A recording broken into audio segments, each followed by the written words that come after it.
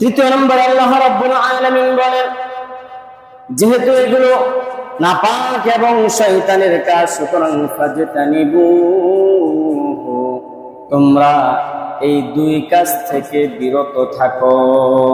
এই যে বিরত থাকো বলা হয়েছে, এর মাধ্যমে বোঝানো হয়েছে এই দুই কাজ কি?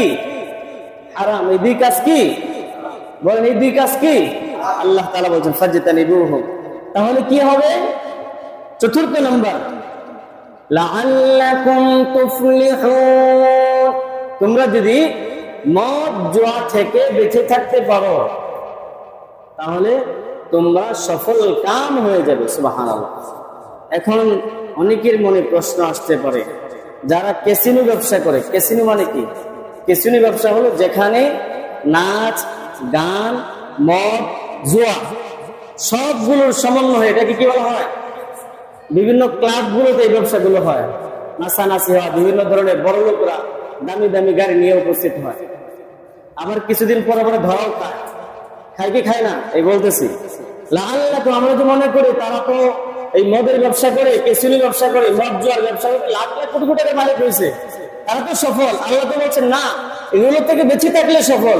আমরা তো দেখতেছি তারা দুনিয়ার হাইসে সফল, টাকা পয়সা অনেক টাকা ইনকাম করতেছে। হ্যাঁ, ঠিকই আছে, কিন্তু যখন ধরা খায় তখন বুঝে আসে কি পরিমাণ সফল।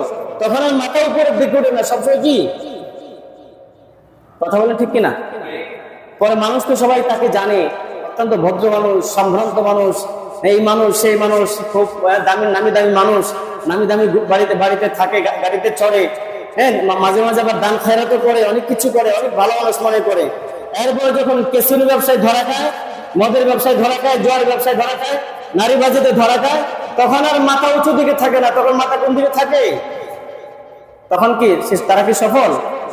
বলেন, তারা কি সফল? আল্লাহ বলেন না। সুতরাং যারা মদ জুয়া থেকে বেঁচে থাকবে, লাআল্লাকুম তুফলিহুন, তারা দুনিয়াতেও সফল, আখিরাতেও সফল।